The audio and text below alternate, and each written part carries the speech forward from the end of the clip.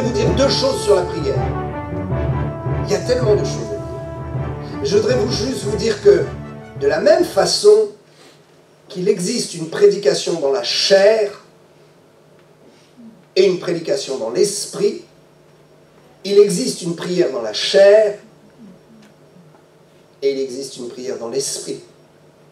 Toute prière, sous prétexte qu'elle est une prière sincèrement adressée à Dieu, toute prière n'est pas forcément une prière inspirée de l'esprit, agréée du ciel, de Dieu, et validée par le Seigneur. La sincérité ne doit pas être au centre de notre prière, mais plutôt la révélation, la connaissance et l'obéissance. Sincérité est une chose, obéissance peut en être une autre. Je peux être sincère sans savoir ce que Dieu veut, et dans ma sincérité, lui désobéir. L'obéissance à l'esprit, être inspiré par l'esprit.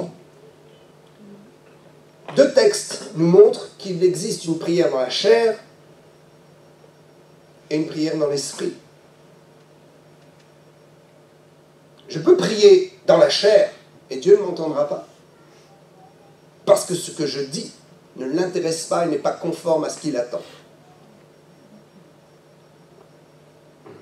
Si je lui demande une chose que sa parole ne peut pas valider, je ne serai pas exaucé. Et je devrais même me repentir de ma prière. Il y a des prières qui offensent Dieu.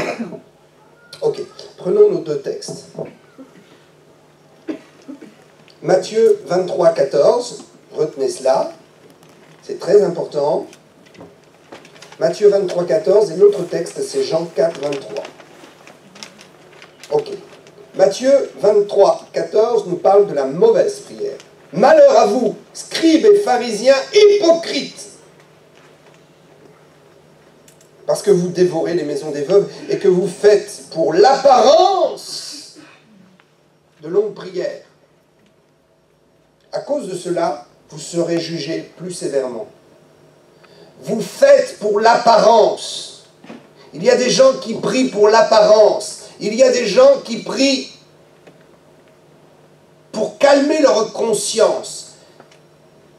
Certains prient pour l'apparence vis-à-vis des autres. Mais il y a aussi une prière d'apparence pour nous-mêmes, pour calmer notre conscience et nous donner bonne conscience. Malheur à vous, scribes et pharisiens hypocrites. Qui étaient ces scribes et ces pharisiens? Ils étaient des religieux, des gens qui croyaient en Dieu, mais qui avaient tordu le sens de la parole et qui étaient devenus excessifs dans leur façon d'imposer la façon de vivre Dieu.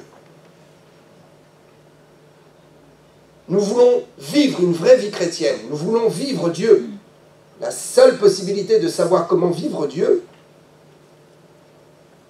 c'est de redevenir des enfants et de croire ce qui est écrit. Malheur à vous, il y a un malheur sur certaines prières. Waouh! Malheur à vous, scribes et pharisiens, hypocrites. Il y a des prières d'hypocrisie. Des prières qui font croire que nous sommes, mais nous savons que nous ne sommes pas. Il y a des gens qui plaident et qui veulent faire croire dans leur spiritualité à travers des prières longues et éloquentes. Mais ce n'est pas la longueur de la prière qui compte pour Dieu. Et ce n'est pas l'éloquence de la prière qui compte pour Dieu. Ce qui compte pour le Seigneur, c'est l'obéissance, le désir d'obéissance dans la prière. Je veux obtenir, mais Seigneur, que ta volonté soit faite. C'est ce que Jésus a dit, n'est-ce pas? Moi, je voudrais ne pas boire cette coupe. Mais non pas ma volonté, la tienne. Non pas mon désir, mais ta volonté et donc mon obéissance. Je veux, donne-moi, donne-moi, donne-moi. Ah, mes amis, ça c'est la prière de la chair, faite pour l'apparence. Le drame, c'est qu'on ne peut pas sortir d'une prière d'apparence et d'hypocrisie sans conséquence. Il y a des gens qui jouent avec ça et qui disent « Oh, ce n'est pas grave ». Moi, je veux simplement que l'on dise que je suis un bon chrétien, une bonne chrétienne. Alors je vais leur sortir une prière qui va les scotcher au mur. Ça ne reste jamais impuni. Je voudrais vous mettre en garde sur le fait que nous pouvons faire des choses qui sont mal, mais qui ne porteront pas de conséquences. Dieu nous pardonnera. Mais il y a des choses que nous faisons qui sont mal et qui ont des conséquences. Ce n'est pas moi qui le dis, c'est la parole de Dieu qui le dit. Si nos prières sont charnelles, il y a une rétribution qui ne sera pas celle que nous attendons. Vous serez jugés plus sévèrement. Et d'autant plus quand on est informé qu'il peut exister des prières charnelles et que nous devons nous en garder. Ce sont des prières d'apparence, des prières qui calment la conscience, des prières où Jésus n'est pas présent, des prières où le Saint-Esprit n'est pas présent, des prières où la parole de Dieu est rejetée, des prières qui font croire que et qui démontrent une hypocrisie. Nous devons nous garder de cela. Et nous devons être sincères devant le Seigneur lorsque nous prions, pour reconnaître que nous sommes pécheurs, pour reconnaître que nous avons fait mal, et pour reconnaître que parfois, il nous est tellement difficile d'obéir à la parole de Dieu, et que nous demandons le secours de l'Esprit, que nous demandons sa force. C'est à ce moment-là que nos prières ne seront pas hypocrites, et que Dieu nous exaucera. C'est à ce moment-là où nous ne chercherons pas à avoir une apparence. Vous savez, il y a 3 regards possibles. L'apparence. Pourquoi l'apparence? Parce qu'on est regardé. Vous êtes d'accord avec moi? Quelqu'un qui fait quelque chose pour l'apparence, ça veut dire qu'il est observé par quelqu'un d'autre. L'apparence, c'est pour qu'on nous regarde. C'est pour qu'un autre regard nous juge. Et nous juge bien. On le fait pour l'apparence. On veut que, quelque part, un regard se pose sur nous et dise « Waouh! Wonderful! Super! C'est quelqu'un de spirituel. » Mais en fait, ce n'est que de l'hypocrisie, ce n'est qu'une façade. Ok. Donc quand on parle d'apparence, on pense tout de suite à 3 possibilités de regard. Il y a le regard des autres sur nous, ce que les autres peuvent penser de nous en nous voyant, ce qu'ils peuvent tirer comme conclusion en nous voyant. Et le regard des autres, il y a 2 possibilités. Il y a la foule qui a un regard qui n'a aucun discernement, et il y a ceux qui ont l'esprit et qui regardent avec discernement.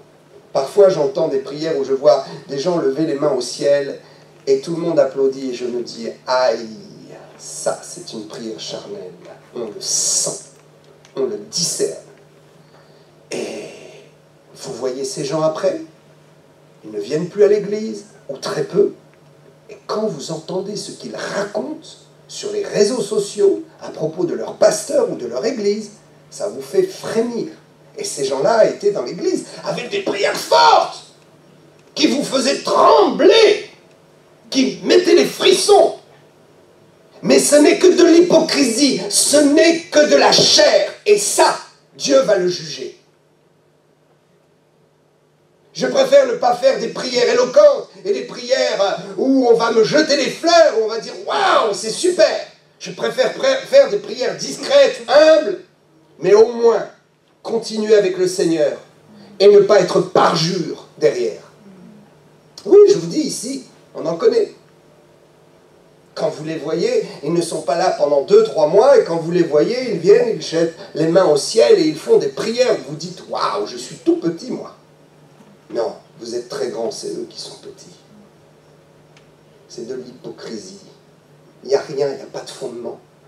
C'est des gens qui croient en Dieu. Ces scribes et ces pharisiens, est-ce que vous pensez qu'ils ne croyaient pas en Dieu?